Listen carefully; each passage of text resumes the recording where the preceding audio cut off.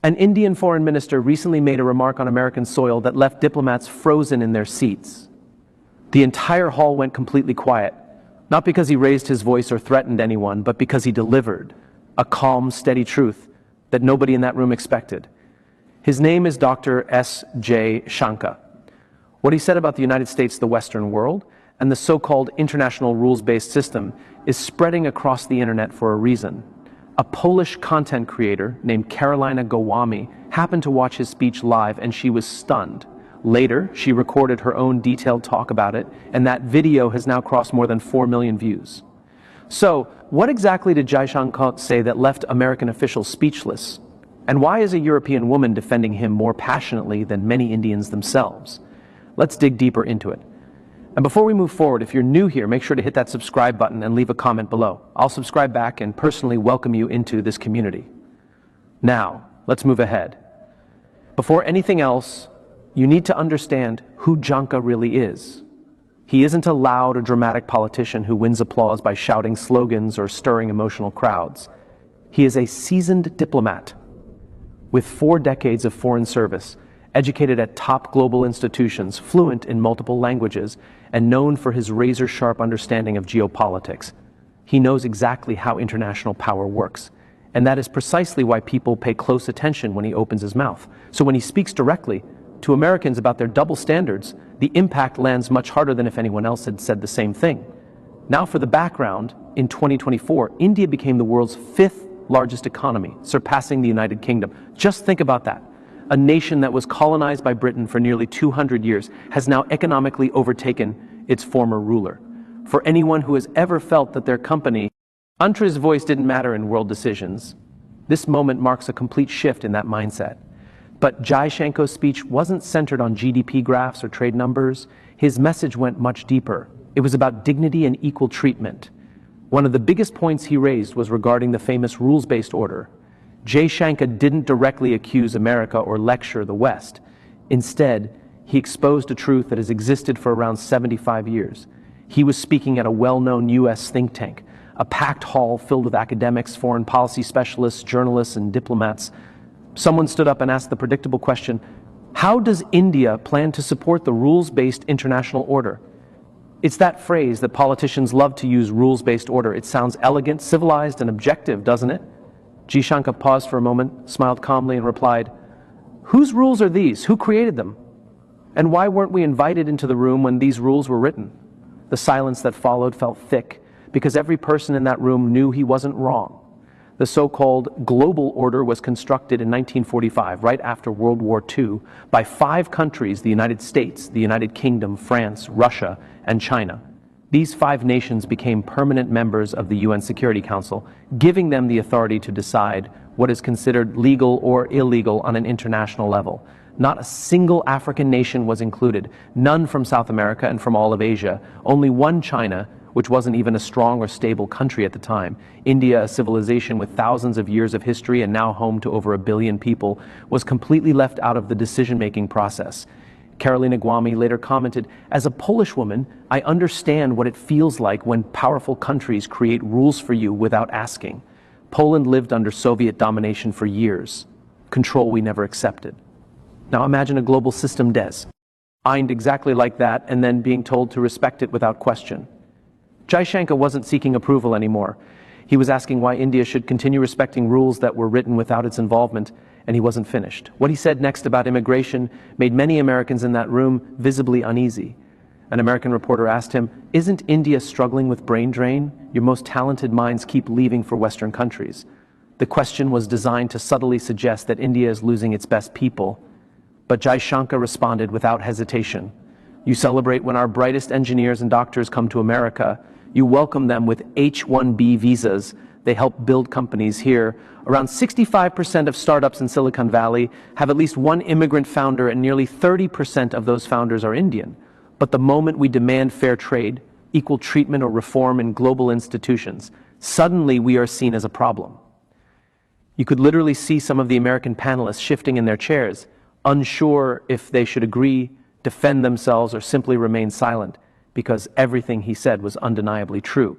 Think about the story of Rahul name change. He came to the United States in 2010 as a young software engineer. He eventually built an app now valued at close to $500 million. He pays taxes, creates jobs, and employs hundreds of Americans. He's the perfect example of the American dream succeeding. Yet, even after 15 years, he is still waiting for his green card, still tied to a work visa. Meanwhile, people with less expertise from other countries got theirs in just 3 years. Why? Because of a rigid quota system that sorts people by nationality. Despite Indians contributing massively to the U.S. economy, they wait the longest for legal residency. A 20,124 Stanford study revealed that Indian professionals contribute roughly $450 billion to the American economy, but face the most severe immigration delays. Jaishankar highlighted this, not with anger or frustration, but with a clear presentation of facts. Carolina later explained, "This isn't anti-American. It's pro-fairness. Americans are simply not used to being told they are unfair, especially by people they consider grateful immigrants. That discomfort you feel, that's the sound of global power shifting." Her video analyzing Jaishankar's speech hit more than 4.2 million views in just a few days and was translated into multiple languages. Why does her commentary matter so much? Because she isn't Indian. She isn't defending her own homeland. She's a European woman openly stating that the Western world has been wrong about its assumptions regarding India and that Jaishankar is correct. One of her lines went viral immediately. "Jaishankar isn't aggressive, he's honest. The West just isn't used to hearing the word no from brown nations." Her personal transformation adds weight to her voice. She once believed the negative stereotypes and narratives portrayed by Western media, but after traveling to India herself, she saw a very different reality. She realized how misleading those portrayals were and began creating videos to counter them. She now interviews Indian diplomats, entrepreneurs, economists, and innovators. Her channel grew by 40% in a month and now reaches viewers from more than 140 countries. A 2024 Oxford University research paper revealed that independent foreign voices like Carolina's are nearly 3 times more effective at changing global opinions than voices within the same country. When someone from the outside stands up for you, it hits differently. In her videos, she doesn't sound furious. She sounds disappointed with how the West continues to misunderstand, underestimate, or dismiss rising nations. She often says that the world is transforming, and countries now have 2 possible paths: accept change with humility, or deny it and fall behind. Here's the larger picture. This entire discussion isn't truly about India versus America. It's about truth versus pretense. Can the world accept multiple strong nations, or must one always dominate the rest? If you're American, does this story make you reflect or make you defensive? If you're Indian, does it fill you with pride or make you cautious? And if you're from another country altogether, whose perspective do you agree with? Drop your country's flag in the comments. Let's see who's here. Should smaller or developing countries question powerful ones, or is that labeled as disrespect? The most thoughtful comment might get pinned next week. Jaishankar is expected to speak at the United Nations soon. And if you think his recent speech caused a storm, wait until he speaks on a global stage where he isn't standing on American soil. Will you be watching or pretending the world isn't shifting right in front of us? After that speech circulated online, something subtle began happening around the world. Diplomats in Washington, London, Paris, and Brussels quietly started rethinking what they believed they understood about India. It was no longer just a fast-growing economy. It was a confident strategic power ready to question systems that had gone unchallenged for decades. Back home in India, ordinary citizens didn't need think tank reports or expert analysis to feel this change. In the busy streets of Mumbai, Delhi, Bengaluru, Hyderabad, and Chennai, people could sense a fresh wave of confidence. Entrepreneurs, young students, and small business owners began to realize that their country wasn't just participating in the global debate anymore. It was influencing it. India had stepped into a leadership role that wasn't just about numbers. It was about respect. Rajan, a textile manufacturer from Tamil Nadu, saw the change firsthand in his daily business operations. His company had struggled for years. Orders were reduced, lenders hesitated to extend credit, and foreign clients were nervous about currency instability. But after India's recent trade reforms and new currency agreements, the landscape began to shift. International buyers who once hesitated to commit started placing bigger and more consistent orders. Indian-made fabric suddenly became not only cost-effective but also a dependable choice in global markets. Currency risks became less threatening because many new trade partnerships reduced reliance on the US dollar. Within just 12 months, Rajan's workforce expanded from 200 to more than 350 employees. Local suppliers flourished too because the business ecosystem kept circulating within a rapidly growing network of countries following India's newer trade frameworks. At the same time, inspiring accounts from individuals like Maria in Brazil or Raul in America slowly blended into a much larger global narrative. A world was emerging where families across different continents felt steadier, more confident, and more connected to worldwide progress rather than excluded by it. Economists and researchers from MIT, Oxford, and Stanford started examining these developments with growing interest. Their findings showed that countries entering India's widening trade framework experienced noticeable improvements in financial stability, stronger buying power, and more consistent internal economic growth. But this wave of change stretched far beyond economics. Politically, the impact was deep and transformative. Nations that once accepted Western recommendations without hesitation began questioning long-established assumptions. Leaders across Southeast Asia, Africa, and South America started raising bold and previously avoided questions. Why should we continue following rules we had no role in creating? What genuinely represents our national interests? This new sense of awareness created friction. The United States, sensing a slow erosion of its global influence, attempted to delay India's rise through diplomatic pressure. Trade limitations were discussed, and major international media outlets began broadcasting narratives sting doubt on India's intentions and strategies. Yet every move seemed to have the opposite effect. India had constructed its economic and diplomatic frameworks so precisely that any retaliatory action from older powers risked harming them more than India or the countries aligned with it.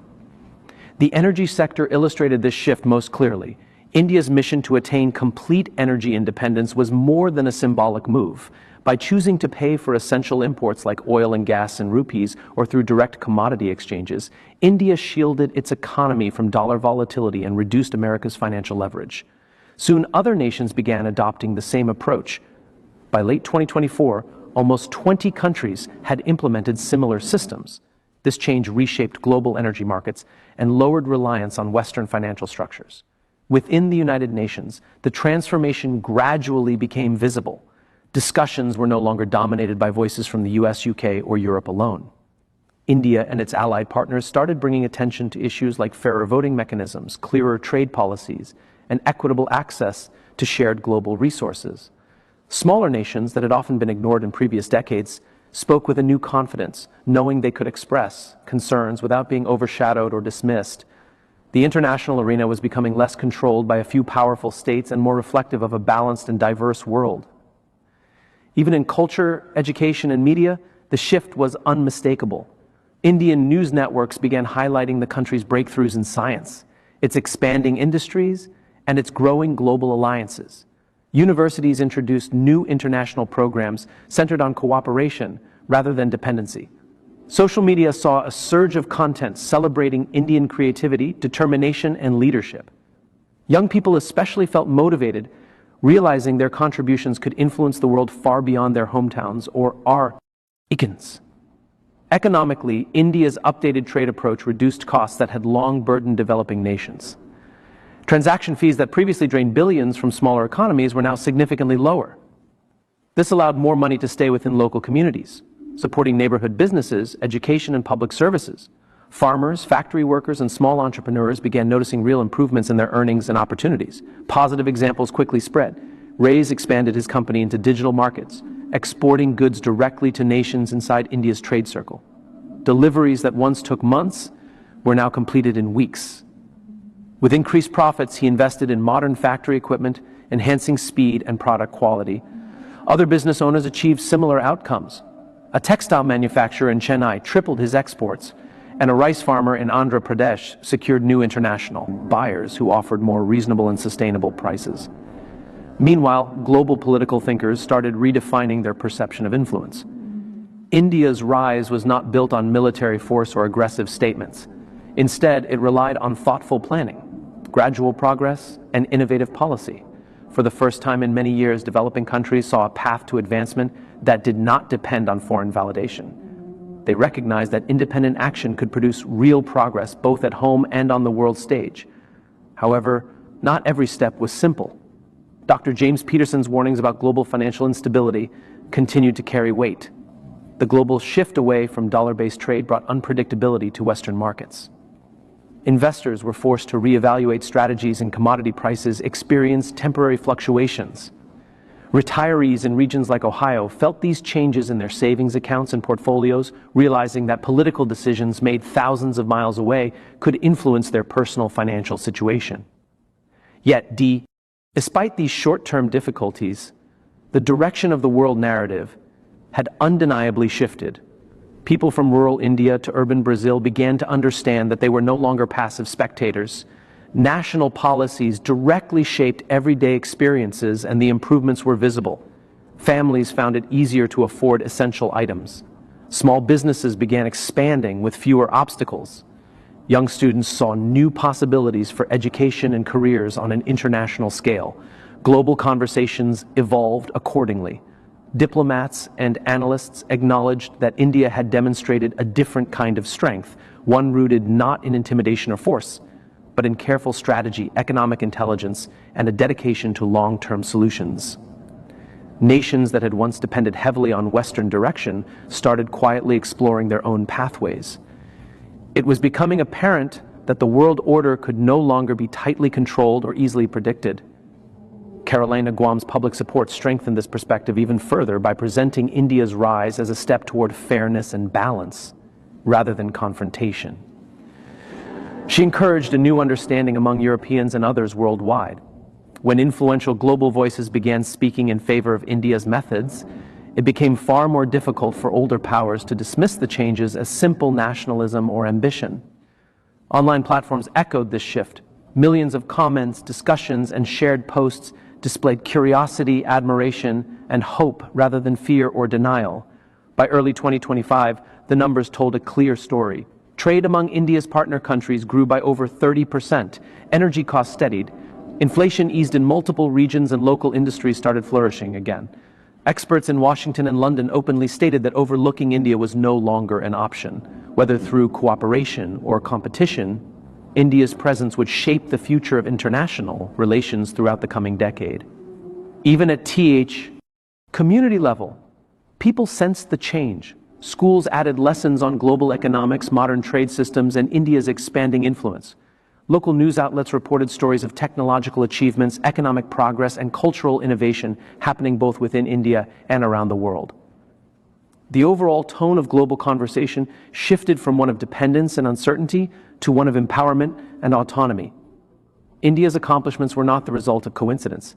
They emerged from years of intentional diplomacy, strategic investment, and disciplined execution. By strengthening domestic industries, building meaningful global relationships, and questioning outdated international frameworks, India created a practical and sustainable model for progress, one that avoided unnecessary conflict. As the world watched, citizens everywhere began to recognize what this moment represented. A new era was unfolding, one that valued shared growth over domination, self-reliance over imposed influence, and fairness over fear. And at the center of this transformation stood a nation proving that vision, unity, and persistence could redefine the global landscape for generations to come.